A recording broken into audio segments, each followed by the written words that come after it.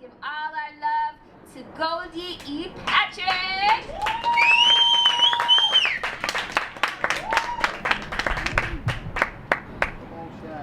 This is about names.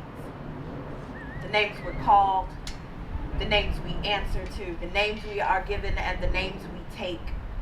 The ones we own and change. The hardest ones to say. This is about the day I forgot my name.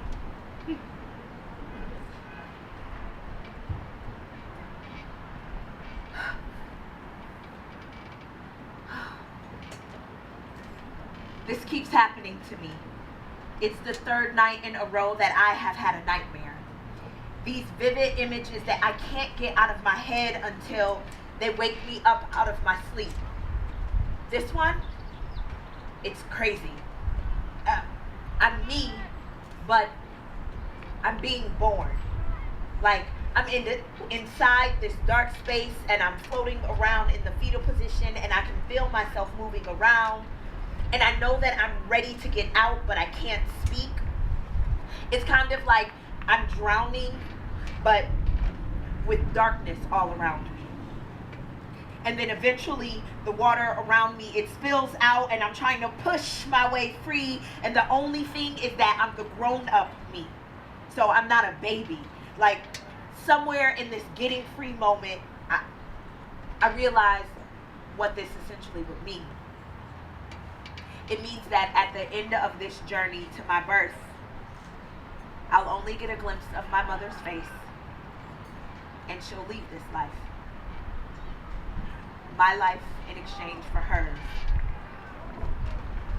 They say that I look just like her now, but I only see it in the eyes. Anyway,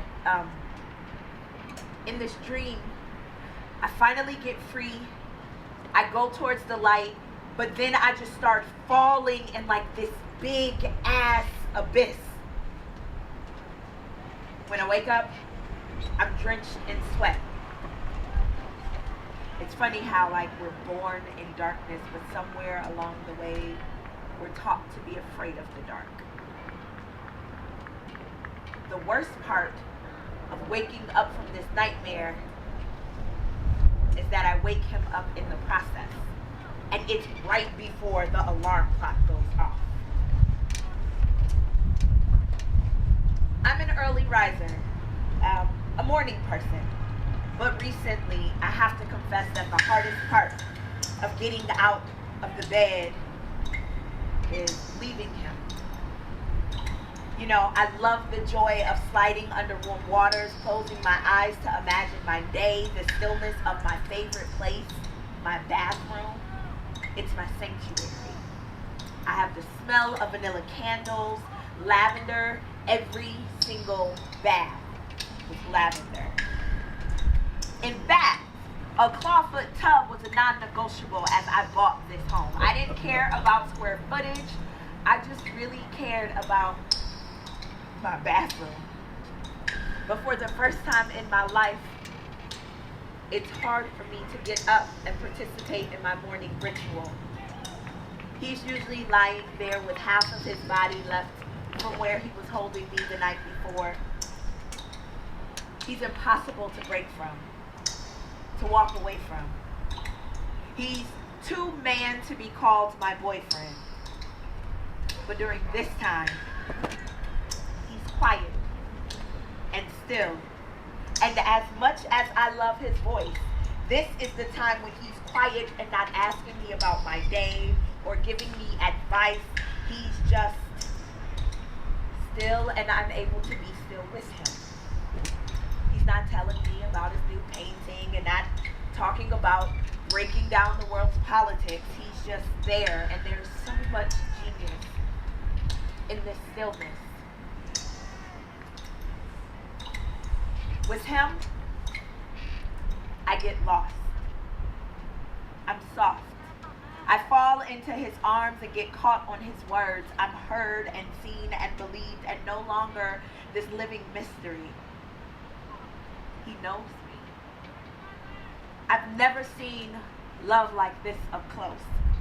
I've had less real boyfriends than most and never really felt love this sincere. Seen it move this strong. Never felt like in love was exactly where I belonged. But he turned around and I just smiled wide. He has these soul-stirring eyes that my history they describe. And with as much as I've seen, I want to just try to fix everything broken in me. I want to sweep up the pile of mess made before he was here and throw it away. Keep it clean for him, keep it clear, keep it sacred, not perfect. I want to keep it flawed for him. He deserves it. To see me as I am. My truth. He even said that my flaws is what makes me art. And for 3 whole months, we spent miles apart and never felt closer. Never felt more connected. And in his touch, I feel like he balances me so much.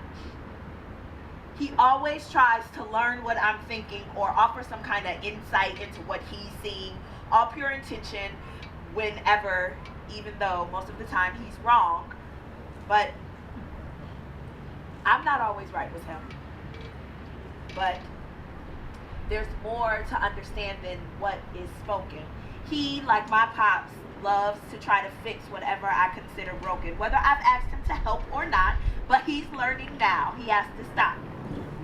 He has to trust my strength. I can see his struggle because he's just super protective, which in its own way is a gift. It's not always what I need. I felt like I was holding the moon in my throat because he was around. Felt like I was floating atop the water whenever he smiled, like I couldn't drown except in his hug, and even then I had his arms to keep my head above the tides. Like when he spoke, it rained and thundered, and I swear y'all, I saw lightning too. He made my waters spill over, and there's so much more yet still to discover. I give him rivers and streams, a place to bathe in and wash clean, and, well, okay, they say there is this spot in Forever where the ocean and the sky kiss. I'm pretty sure that I've been to that spot where they do this. It was that moment when his eyes first caught mine, like I fall in new love with him and he catches me each time. He really loves me, and to be honest, it's kind of scary to have someone who I know or think maybe I'm gonna marry. Now, I don't know exactly who he told. None of my friends, no one else really knows. I guess my pops, I suppose, but this morning, after that ritual bath, he proposed. And I haven't quite answered him. Okay, I know this sounds like I may be being a bit grim, but I'm kind of scared to say it out loud. We've only been together for a short while, and it feels like we're in the middle of forever, with maybe forever to go. But I'm not sure if I just want to kind of take this slow. He didn't give me the ring. He said it's being sized, so I have some time. But I need more time to answer like the 1,000,005 questions that are constantly running through my mind. How does someone recognize when it's love? Or know exactly when it's right? I've been dark enough to recognize that when it's light, and to know just when it's not. I'm in the habit of not really thinking about marriage. It's a little bit too permanent, and I don't like disappointment. Yeah. Disappointment is a bitch, and I know her real well. So, he's agreed to give me time, and I guess time will tell. We have plans for dinner, and I get home at 8. And I guess that's when I'll have to let him know. Guess I'm not that late. I've got to get ready for my day, but the ritual with him in the morning makes the outside world that much easier, knowing I have a love like this at home.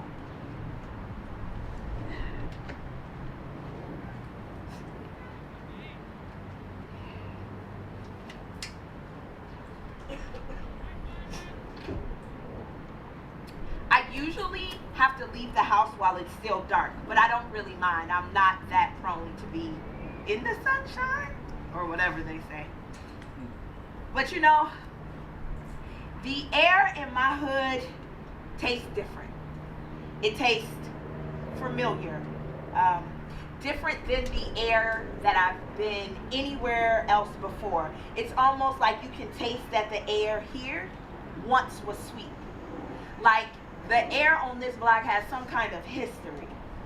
Even with all the sounds of new construction and cranes and new stuff, you can hear the sweet too if you listen close enough. Now, I go running down these blocks and I look like I'm out of my mind, but I still know familiar faces and they're always kind. I know the remaining few. I know Mr. and Mrs. Harvey. Hey y'all. I know the Porters too. And when I'm all dressed up on my way to work, I get the head nod. They look at me with pride, and they always do that when they stand in the morning outside. Those are my favorite looks. But I still get passed by those few, usually by the neighbors who just moved in, the ones that are new. But it's only 2 blocks to my train stop, and that I don't mind. The ride is worth it each morning because I get to the train station just in time. Woo! 8:03, I'm ready and I'm on my train. Doors close and move to the back. Hey! You can hear the movement when you're moving, even when it's packed. Cars of the train leave you unassuming and consumed all the same. I always carry a book with me, so I have to follow through with meeting eyes. Look down and be busy. Come on, y'all, it's only a 45-minute ride.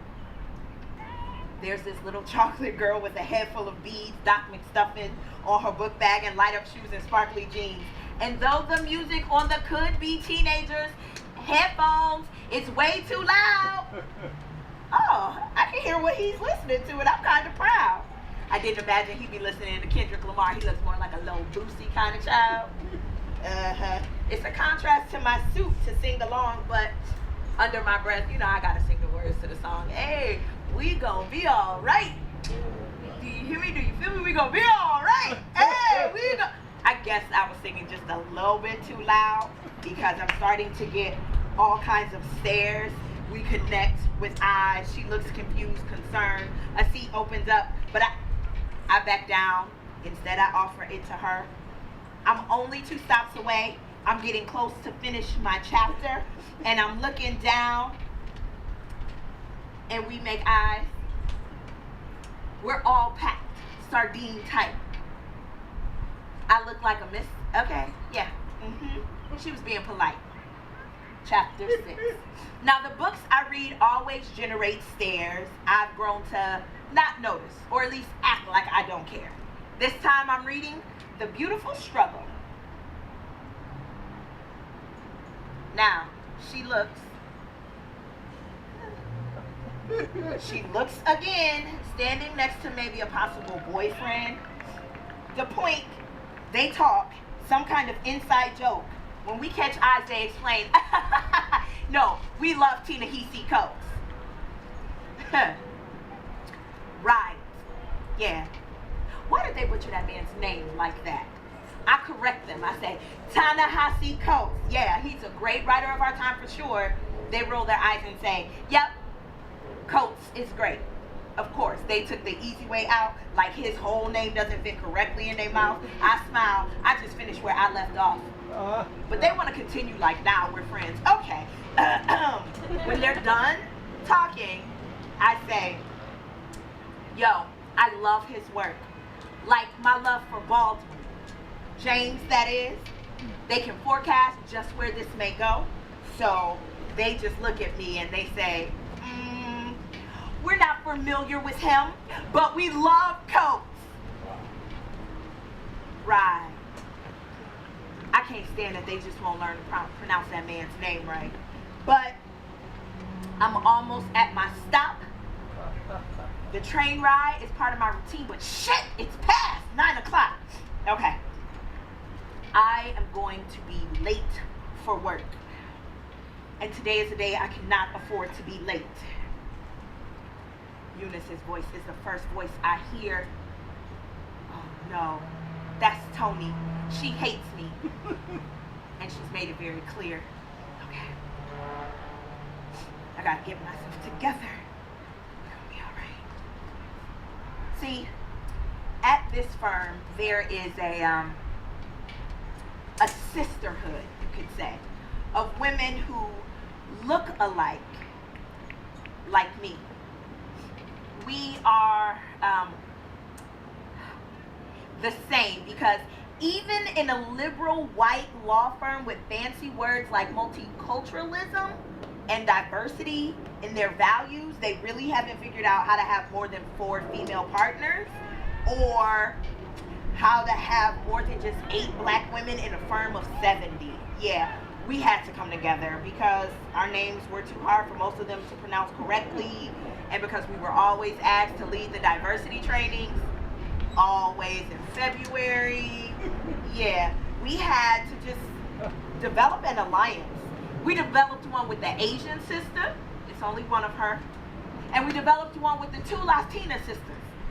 So collectively we look out for each other. But it's Tony at the front door and she's always dressed to slay. I don't know how she manages to rock 4-inch stilettos with grace. It hasn't stopped me from trying to kind of imitate, but I'm only at 3 inches right now.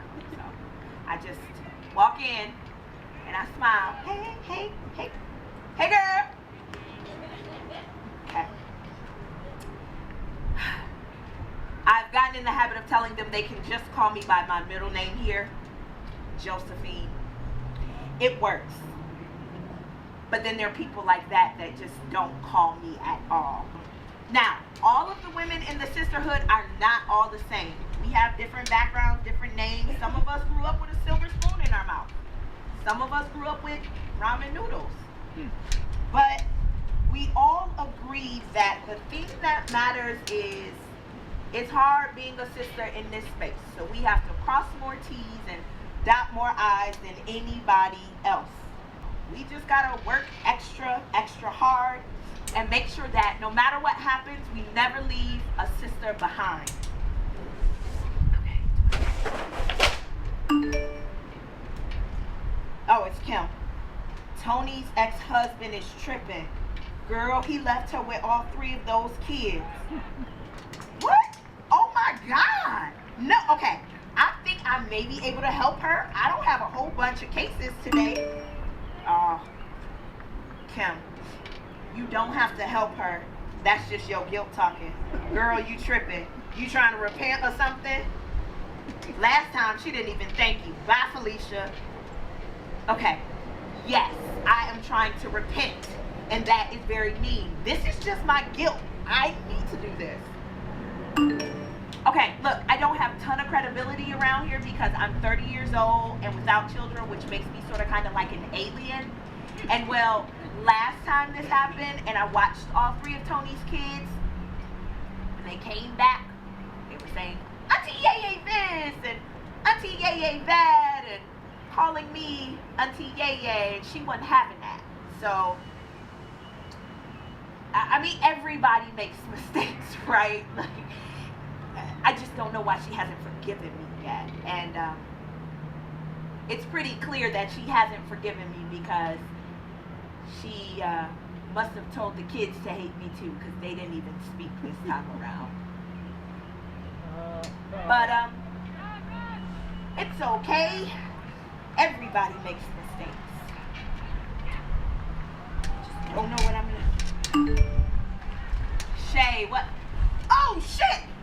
late for the new boss's meeting. Okay.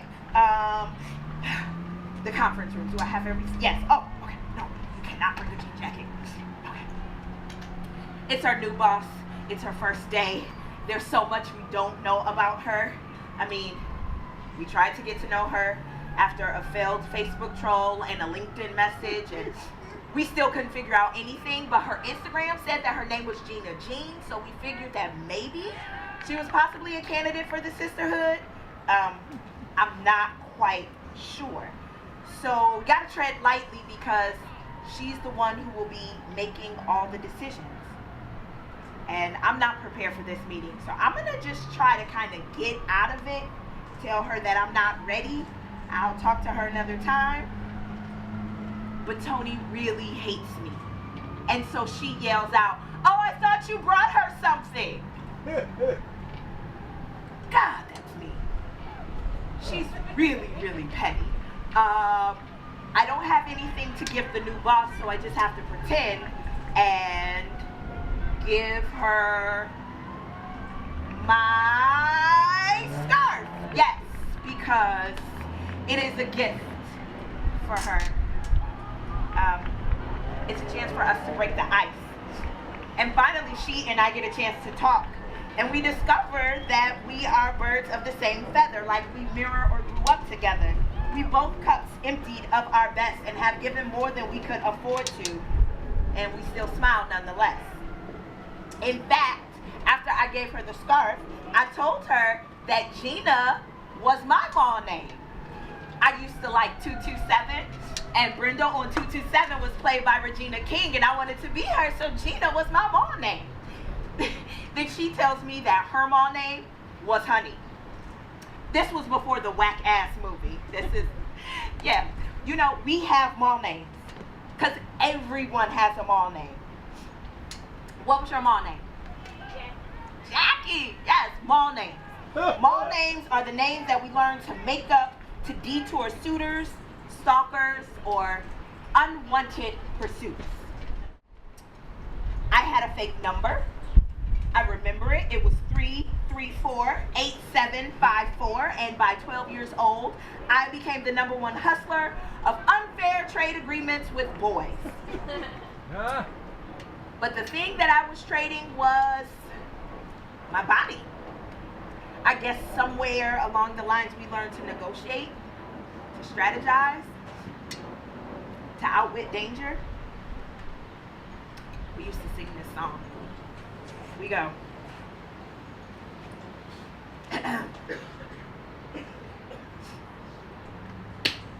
Little Sally Walker walking down the street. Hey, she didn't know what to do, so she jumped in front of me. She said, "Go, girl, shake that thing, shake that thing, shake that thing. Go, girl, shake that thing, shake that thing. Stop. If you want a boyfriend, I'll tell you what to do. Put some salt and pepper on your shoe. S-T-O-P. Spells stop." The Clark brothers. They used to live on our street. They were really big. They were really, really mean. And there were 3 of them. Well, one day, we were playing this game of hide go get it that we didn't start and only they wanted to play. And when I came over, they had my little sister, my stepsister, they had her pinned down. And I knew I wasn't big enough to stop them. So I had to figure out what to do. So I ran to the other side of the block to the other boys on the street. Because there was an older brother, his name was Roderick, and I knew that Roderick liked me. So I went over to him and I told them what happened, and I asked him to help me. And he said he would if I showed him my titties. And I was confused because Roderick wasn't even my boyfriend. But I knew he liked me. And well, my stepsister was really little. And I wasn't bigger, but I was smarter. So I figured I could think of something else while his dirty, grimy hands were all over me. Because I had to save my little sister. She was smaller. So we went over, we stopped the Clark brothers. I actually said thank you to Roderick when we were done for helping me. If you ask me when I became a fighter, I would tell you from birth, before my conception, before my skin knew tone or complexion, the moment it was decided that I would be black, girl, and then woman, it meant that I was born to be this fighter, this natural survivor. She was only 12 and I was 17. I was coming from the mall with my stepsister and my friend Kiki and Maxine, and we was at the bus stop at Martin Luther King. We were eating hot chips and taffy. She was always shy and quiet with a woman body. She couldn't really hide it. In real life, if you look at her up close, you can see that she had skin the color of charcoal. She was what they would call blue-black, like bottom of the sea. And whenever we were together, she would stand directly next to me. Today, she was stuffed into a pink flower dress, neat, like she was made up of God's everything sweet, innocent, rare, but worn on her face. Baby hairs glued perfectly in place, high ponytail, and in the back, braids. Enough clues that she was not of age. She had dark brown eyes with glossy red lips, a blow pop in Reebok Classics, a backpack purse. Sometimes I think that she thought being this kind of pretty was some kind of curse. But that tough that I had rehearsed came in handy right now. I got close to her. Come on, like she was my child. My defense game, that's where I'm strongest. There are rules, even if you don't come to play. When the street lights come on, you better have your tail in the house. You better be able to back up that smart mouth. Don't let your mouth write you a check that your ass can't cash. And I bet not catch you out here with no boy acting all fast. And you need to put on a slip and don't go rolling your neck and smacking your lips. When you finally learn that this is a man's world, you give up permission to be a little girl. Come on, her eyes not paying attention, she's not flinching or noticing, so I'm noticing for the both of us. Lucky for her, I learned how to appear just tough enough.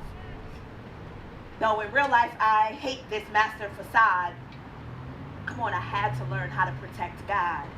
I mean, my stepsister. Come on, baby girl, you have got to learn to fight before your birth, from conception, long before your flesh knew tone or complexion. The decision that you would be made up of black, then girl, to be woman, meant we are born a certain fighter.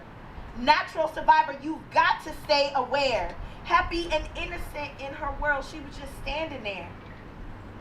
I saw her standing there, not ready to fight.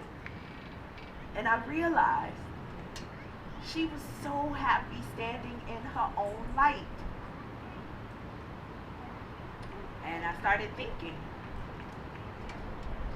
maybe I'm wrong about being tough all the time. And maybe this whole time she was right. Oh, this is so, sorry, this is so rude. I've got to take this phone call. I'm going to just step out for a little bit. I'm sorry about it. Hello? Hi. Yes. Hi, Janice. All right. No, I'm okay. Hello? Janice? On the other end is my aunt. She thinks she's like my mother because she helped raise me.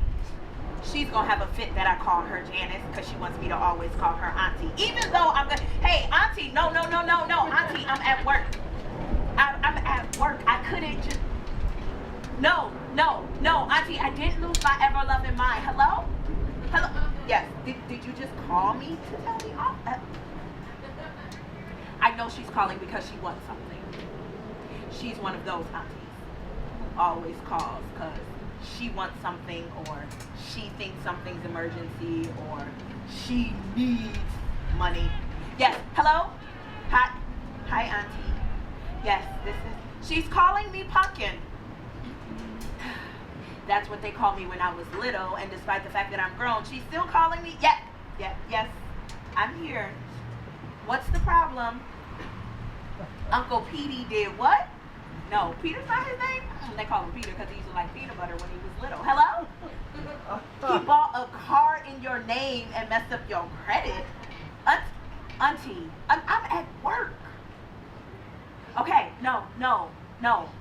I'm sorry. You're right. I can help you. Of course I can help you. Not right now. Okay, yes?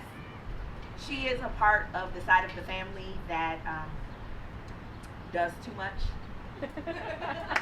of everything. Like too loud, too hood, too unforgiving. Yes. Too much to bring in public. No, you can call that. Well, let's talk tonight. I can't talk at 8. I have a date. She calls my man my little friend. Yes. Yes, I will talk to you when we're done. What? No, you can't come on our date. What? I'll call you back, okay? You don't have to call me. Okay. No, sorry. Yes. I love you too. Thank you. She won't be coming to the wedding. Oh, snap. Girl, it's going down. What is happening? Did you hear about it? They're all coming from HR. What? No. What? They deserve it. It's their fault. Okay. I was so consumed with what was happening on this thread between the sisters at the sisterhood that I didn't really notice him coming my way until it was too late. In my phone, he's stored as the mistake. I wonder if he's coming from HR. Y'all, he's fine as hell. Like, he's so fine that it's a distraction. He is also not single. He is not single and has never been single. But he's always dressed to a T, and he smells real good. He is beautiful. He is not single.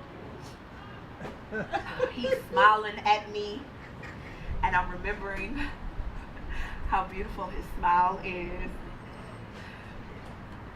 He's so fine. He's one of those men that the other women at the firm told me he's too fine to trust. But I'm hard-headed, and I like to learn on my own. And there are more brothers here than there are us. And there are only a few of those brothers that still really date us. And there's some really bad brothers and there's some really good, and he's somewhere in the middle. Damn, I wonder if he's coming from HR. Okay. So one of the sisters told HR about one of the high-profile brothers, like him, not him. His boss's boss, how he has a tendency to touch or feel or grab whatever, whoever, whenever. And there were enough sisters that had stories to tell where enough of them went to HR. Now, some of the brothers feel like we shouldn't have said anything. Most of the sisters feel like we should. I wonder if he knows that I told. He's so fine. Okay. Everybody makes mistakes. And he was mine. Actually, he was hers. Look, I just feel like the hallway is gonna close in on us, and I'm trying to avoid him like I have by not answering any of his text messages, not coming down off the 10th floor because I know he's on the 4th floor, but I don't think I can avoid him anymore. So I'm going to put on my big girl panties and I am going to just speak.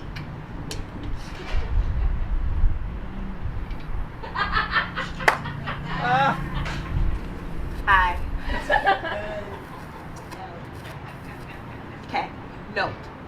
Big egos and small spaces never really mix well together.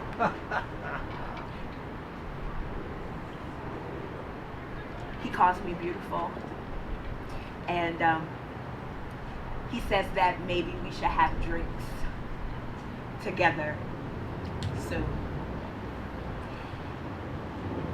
No, he is not single. Nope. And I am in love. And I kind of just want to explain myself to him. To tell him, I don't really do pet names. Stop calling me baby. I never even liked that. I never liked pet names. You were a mistake. And I used to be best with men that were taken, and I'm not anymore because I'm in love. But I didn't say that. I wanted to, but I couldn't quite find the words and the moment. And he kissed me on my cheek, and then I just remembered his lips, and I remembered how warm his eyes are, and how enchanting his smile is, and then his arms, and I remember that night that we were at the company happy hour and everybody else left, and I kept finding a reason to touch his big old arms, and it was an accident. Shit. But I remember how electric it was, and we hooked up. But he is not single, and he was dating Tony, and I knew that, and I thought he was going to be mine, but I was playing myself. One time I tried to impress him by cooking him dinner, and I was like making this fancy soup, and I put fennel seed in it, but I forgot that he's allergic to fennel, so I had to give him Benadryl, and then after the Benadryl, he was drowsy enough to accidentally call me Tony's name. And that's when it really dawned on me that he is not single, and he only felt like mine, but he was really hers, and maybe somebody else's too. I kind of tried to ask him to explain, but he said he wasn't trying to settle down, and I just wanted to be cool with it. So I told him, okay, whatever makes you happy, I just don't want to rock the boat. I felt like maybe I could change his mind over time. So I let him meet my father. Okay? That's the road to settling down. I mean, I wanted him to know, hey, I don't have daddy issues like these other girls you may have dated, okay? I was raised by him. I love my father. He's gentle. He's also hard. I mean, I wanted him to see firsthand the man who raised me. I took him to the cookout. He worked the grill with my father. We were practically going together. I thought he was perfect. He changed the oil on my car. He took my car to the shop. But he was also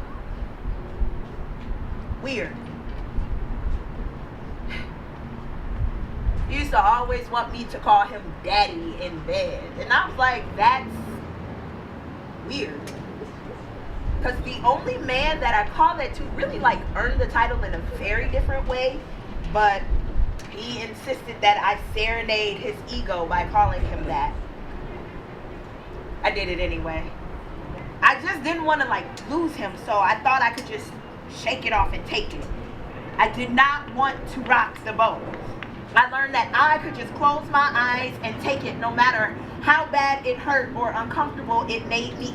Those are my fibroids. I didn't want to say anything, so he doesn't know why I screamed. He just likes the fact that I scream. I think he thinks it's pleasure. He doesn't know that it was from pain. And he would say shit like, scream more. But I was losing voice dealing with him. Call me daddy, yeah. Irony. He wouldn't stop calling me baby. And I don't do pet names. So I just stopped calling him at all.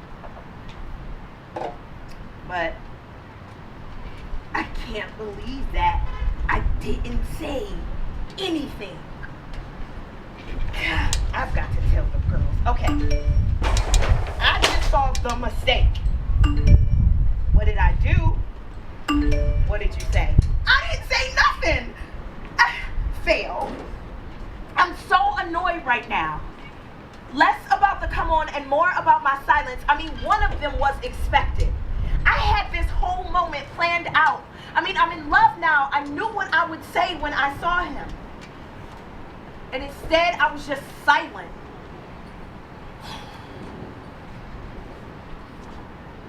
Oh, shit. It's Wednesday. And everyone, oh, I know. Where are you? I'm on my way. Everyone at the firm makes up our mission by doing community service and going to the YWCA to mentor kids. Everybody here is Sadiddy. So they go to the bougie Y of the street like those kids need my help.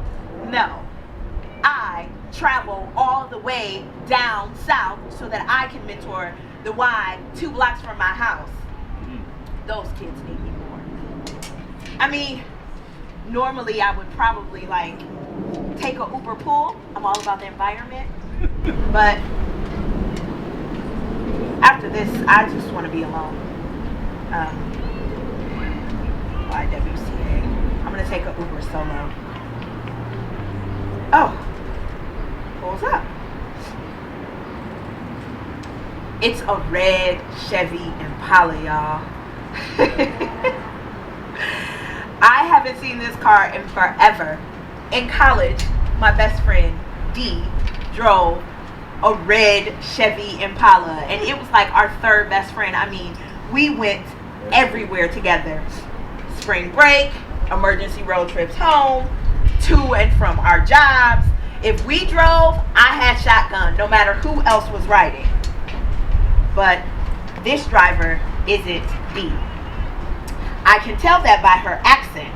In fact, I know that she is from native somewhere other than here. Probably a distant place. I'm guessing Nigeria. I listen closely. I think I can trace this. Our small talk grows big instantly, and she and I grow like family, like distant cousins. We're sharing stories. We're finding commonalities in the most uncommon place. This ride is going to be long enough where we'll have a whole bunch to share. Come on, we're going to laugh. We slap fives. We're laughing and talking. She tells me she is Nigerian. I tell her, so am I. She don't believe me. No accent, no real physical traits, and I have enough Black American written across my face where she is like, no. I explain it's my ancestry. She keeps calling me Missy though. I tell her she doesn't have to. See, in the Uber app, I put my first name as M-I-S-S because I hate when people butcher my name. She thinks that my name is Missy. She asks me what I do for a living. I try to impress her. I'm a lawyer. I'm up for partner. She says that she has a son and asks if I'm married.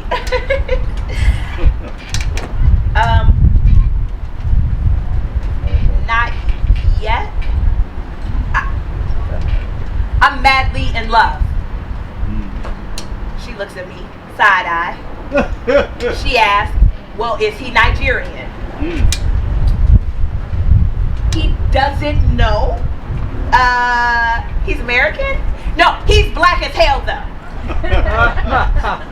Her natural question, do we have any kids?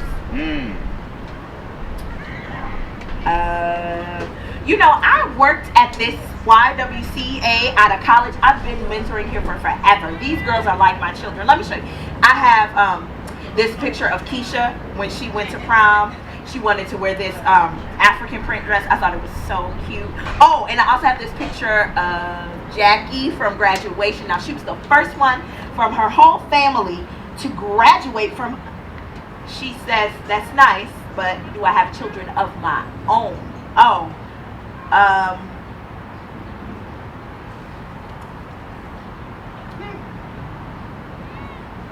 the ride goes silent in a bit of a protest.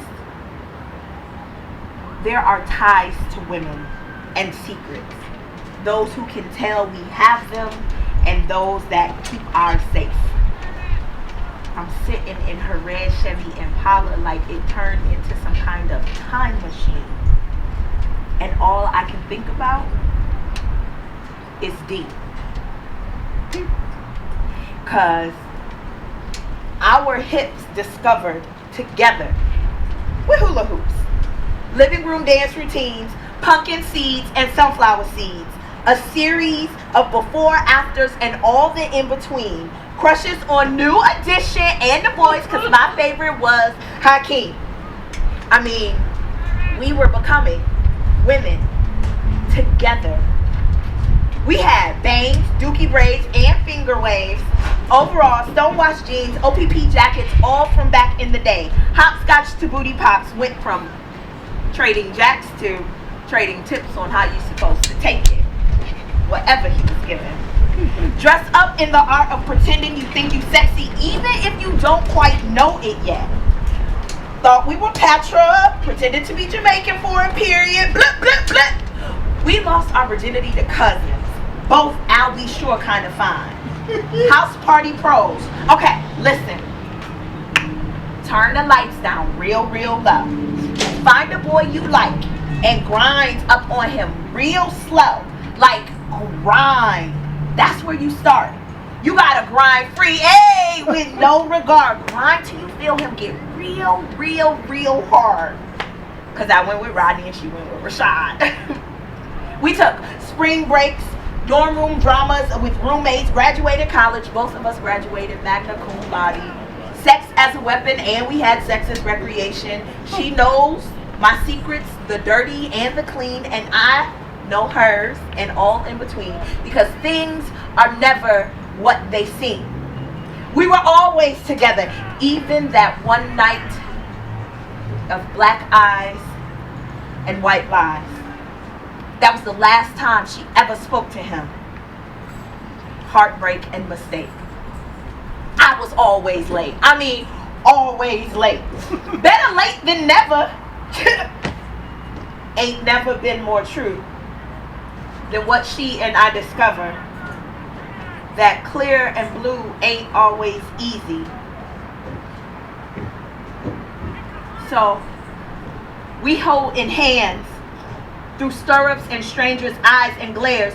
We hold in hands in prayer, asking our God to just forgive us of this one trespassing. We stayed as tight as our lips sealed in that secret, promised to forever keep it just between sisters. Agreed, she wasn't ready for having a child. And I knew, because last year, for me, it went down. And I had to do, and I had to decide. I told her, yo, babies are more than I could handle at the time. Plus, let's be real, I don't really love him.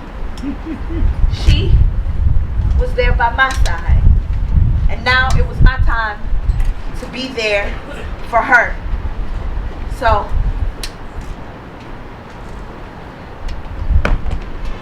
we ate ice cream and watched Days of Our Lives and just held each other till we got back on our feet. There was comfort in arms of a sister like Dee. She was so badass at everything she did. And after we both graduated, she joined the Peace Corps. I went to law school. 2 paths, but we had one golden rule. Be honest, stay true. She fell in love first with the bucket. Now she has 4 kids and a husband. It's been like years since since I've even talked to her. I don't even think her kids really know who I am. She lives outside of Nairobi still. I send them gifts, but it's not really the same. To be perfectly honest, I couldn't tell you her daughter's name. When she moved away, we thought that close as they come is how we would stay, but when friends hold your secrets and they aren't there in your face, you can kind of pick and choose what you want to erase. For me, the first to go were the secrets that have been taking up space, because I felt like maybe that would make me feel free. But looking back, maybe that made me forget how I came to be. I kind of miss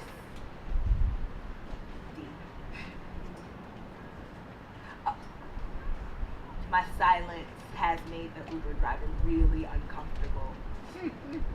It's not your fault. It's okay. We're here. Yeah. She apologizes. I know it's not your. Thank you. Thank you so much. I grab my things. I get out of her car.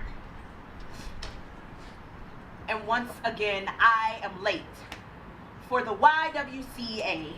And I hit the door and I can feel the heat of the day. There are backpacks scattered everywhere. But through all of this, I see my group of girls, all their ponytails, and I think I'm ready to get started with them. These girls could be my daughters, but their mouths are too smart to be my daughters. I have a favorite, and they all know it, because she does things like take liberty to go through my bag saying she's looking for gum, or she'll call me God Mom, or she'll talk about the time I took her to the movies. But I love her. She just reminds me of myself, even though I know that she's different. You know? She has what I wish I would have had at her age. She doesn't have parents at home making her dinner or helping her study, but she has this raspiness that's in her voice, like her toughness lives in her tongue or in her words. You know? She doesn't trust, but she trusts me. I am as consistent in her life as disappointment. I have mostly only met her cousins, alleged aunties. There were just too many to count. But she always grips my waist the tightest during these welcome hugs. And today is no different. She just doesn't let go. Now, I'm reading the classics with them, okay? This month, it's Why the Cage Bird Sings. All right, girls, come on. Circle up. She doesn't let go from around my waist. She pulls me aside and changes my life. Hand over mouth and lips to ears, truth too difficult to hear, or have yourself speak. So we whisper. No, I hate whispering. Hoping the wind don't catch hold your story and share it with another secret tied me before. We whisper. Stored like grandma's old smelly coats in her attic, catching and collecting dust, stuff you don't use no more, but they are there in the shadows. They look like people or monsters frightening us. We don't go there. We whisper. Alone, she whispers to me, reminded me just how little girl she is. Couldn't be no more. Whispering. Her secret started when she was 10 years old. She gave it to me to keep it. I don't want it, but now it was hers and my secret.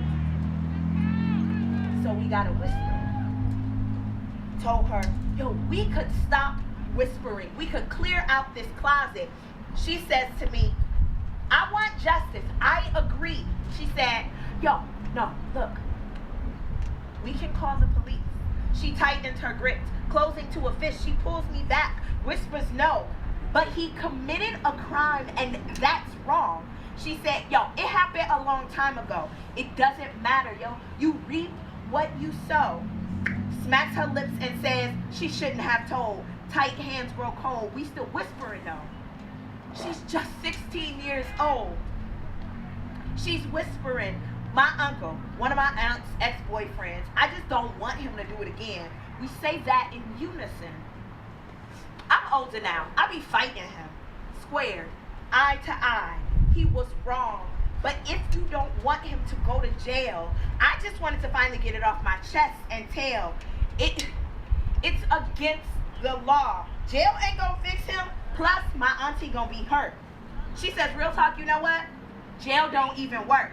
I don't fuck with the police. That's not how I was raised. Send him to do a bid so one of them industries you taught us about gets paid, then what? And I have nothing to say. And now I'm the one whispering. I'm just protecting me. I could take care of myself truthfully. I just want you to get free. But as much as she trusts me, she refused. The abused are renamed victim or survivor, all in their anonymity, but that creates like loss of identity. Victim of surviving. Like, listen, baby sister, we don't have to whisper.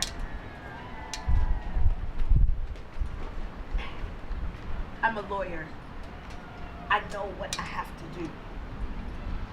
I slip out her sight. I go to the supervisor and tell them because now I have to report it.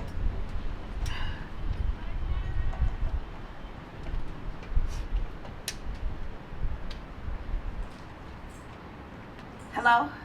Yes. Is this the non-emergency hotline? Okay. Yes. Okay. I'd like to report. No. Okay. I'm a lawyer, but I'm also a mentor at the Tubman YWCA. Yes. One of my girls. One of the girls I mentor. She confided in me that a family member molested or assaulted. No. I'm calling you now because I'm a lawyer. I know, I have to. I beg your pardon? How old is the victim? Oh, my girl. No, she's 16. She was 10 when it happened. Hello? Yes, she said it was a family member. No, she said it happened a long time ago. Hello? A patrol? No. Do not send a patrol car. No, I'm calling you only because I know no, you don't need to do any. My name? You want my name? My last name is Johnson. Jonson. Hello? My first name.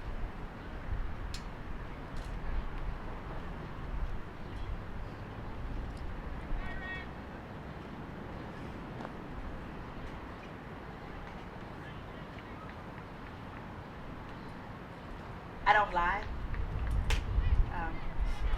But I lied to the supervisor and just told her that they hung up. I should have asked her which uncle it was. I don't know if it's like a mother's brother or a play uncle. You know, uncles, the ones at family reunions that are nice and friendly, but then they have one too many drinks and they start touching you in places that make you uncomfortable. Or they're working getting back on their feet, so your parents tell you that they're just going to move them for a little while, and even though they creep you out, your parents insist you learn to love them because they're family, or they're just your father's friend.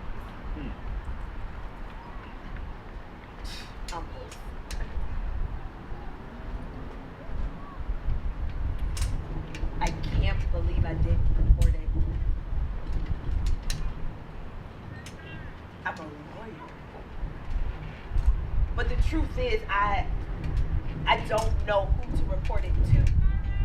Like, I want justice for her. I really, really do. But I don't know what justice for her even looks like. Like, the police showing up at her house. The same police officers that she hates because they murdered her brother when she was 14. The same police officer she's learned not to trust. I don't think that would feel like justice. And I don't want him to do it again. I don't know if he's a father's brother or just a father's friend.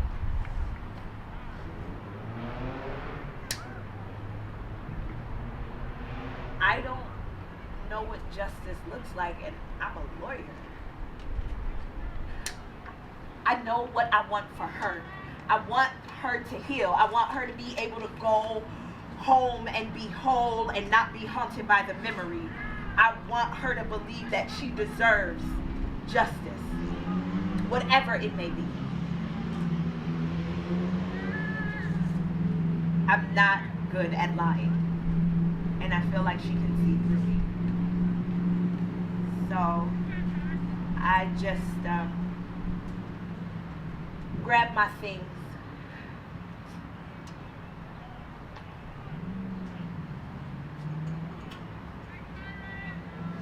It's time for me to leave.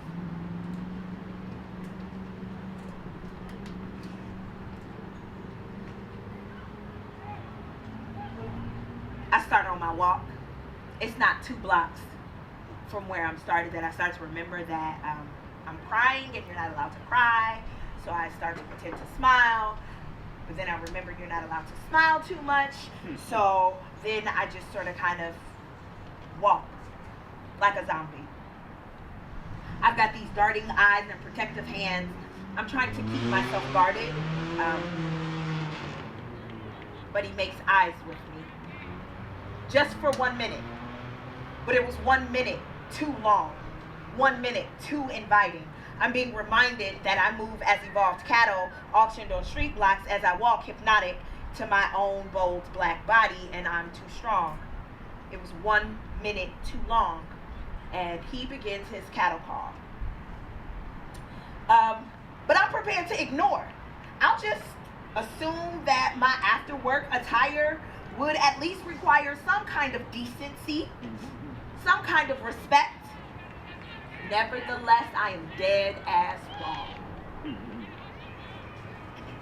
But I get to the train station in just enough time to get on my train. And I rush on, and finally, I close my eyes and realize I am alone to digest everything that's happened in my day. Tony, the mistake, D, the police. And just when I start to think I have time for peace, I realize that he's managed to get on the train with me. He sits directly across from me. So I do the only thing there is to do. I put on my headphones and try to just ignore him. Like, if I rap this song out loud, I could be hard and make it seem like it's my mantra. Yo, I got 99 problems, but a bitch ain't one. Hit me. That gives him permission to do the same. Yo, I love bad bitches. That's my fucking problem. And I love to fuck. That's a fucking problem. I got 99 problems, but a bitch ain't one. Hey, yo, I love bad bitches. That's my fucking problem. I got 99 problems. Okay, the song's over in my headphones, but I'm trying to pretend like it's still on so I can have a reason to ignore him. Hey, yo. Yo, Ma, how you doing?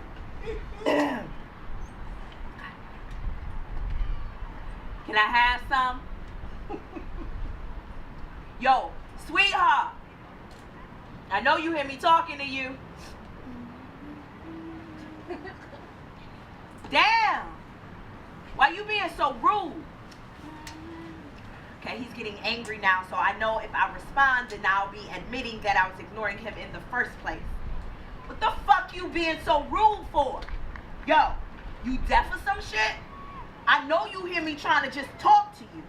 I'm saying, you bougie hoes always think somebody trying to fuck you. If I was trying to fuck you, you would know, because I would just take that shit. His hand is on his weapon or his dick, whichever one he calls it. But the train is starting to dip underground ride now. And so that means that my phone is going to lose service and there are going to be darker lights. And I'm holding my bag and my heart close to me, as close as I can. I stand. I move toward the doors. But I don't want to appear scared of this man-child. But I don't know what else to do to survive. We are the only ones on this train, and there is no service. I'm just thinking, I'm trying to plan my next move. Yo, what will I yell if he just comes my way? Yo, if I was trying to fuck you, you would know, because I would just take that shit. Yo, I can feel this blood rushing through my veins like bullets through the barrel, and my tongue was set to shoot.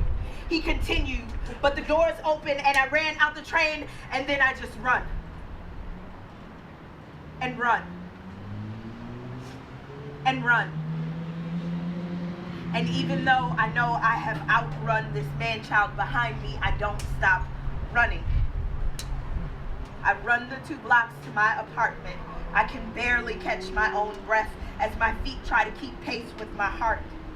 By the time I reach the doors, I know he's expecting me, that he's canceled all his plans, expecting me. I don't have time to stop to try to explain. I can't even catch my own breath.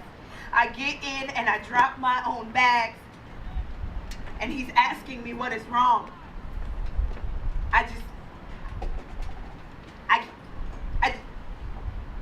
A million and one questions. He's concerned. His instinct is sending him to do what he does. Why? What is making me weary? But I am still just running. He wants to fix me, but he can't. He's asking me to be patient in a way that I don't know how to be. Not right now. His hands are on my shoulders in an attempt to bring me calm, where I have concern, scare, and worry. But he always just asks too many questions. I'm not okay. No, not today. I'm not. And he can't fix it. But he doesn't try to. Instead, he listens.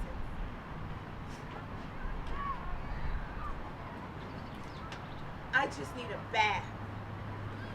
Please. I just need a bath.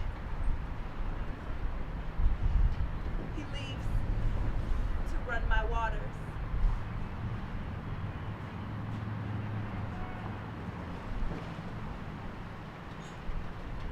Deep water. Holding my hand. Sitting me still in the water. My tears running a race from my eyes. Down the trail of my cheek as if it were their last trek towards freedom. My passage from water to water. My broken and bruised and tattered. My tired, soaking. Closes the door to leave.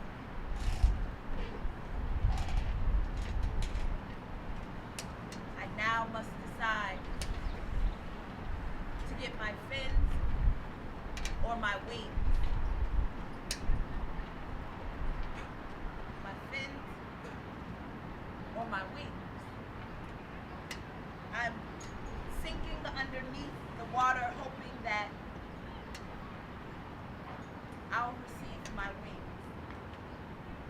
I can feel the warm water rise past my knees, begin to cover my waist. I stretch out in my clawfoot tub that I adore, and I unfold my body as if it were this last note and a secret in the hands of the owner, ready to be read. The water is rising above my shoulder to parts of my body that only peek through the surface, and I'm ignoring every phone that rings and every message that comes through. I can taste the water as it fills my mouth, mixture of tears and sweat making the water taste more like ocean salt than my usual bath. My mouth, open and full, a painful stinging in my eyes as I submerge under the waters.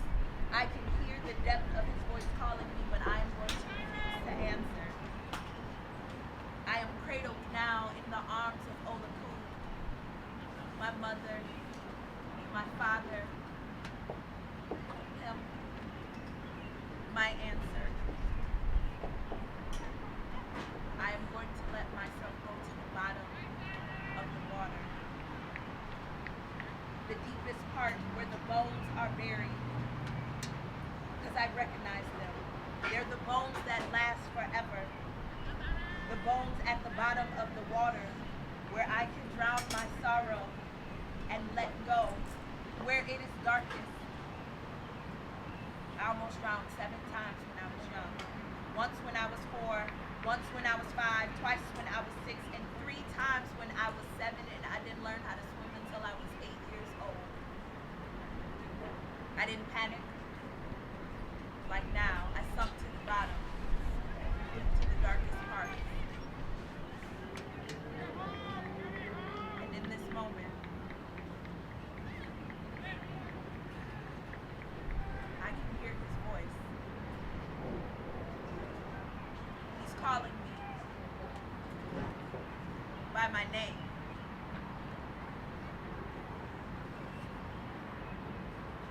He's calling me by my name. He opens the door and says, Yewande, are you okay? I'm at the darkest part where my ruins are riches. The darkest part where I was born from darkness into light. I rise above the water. He says my name one more time. Yewande.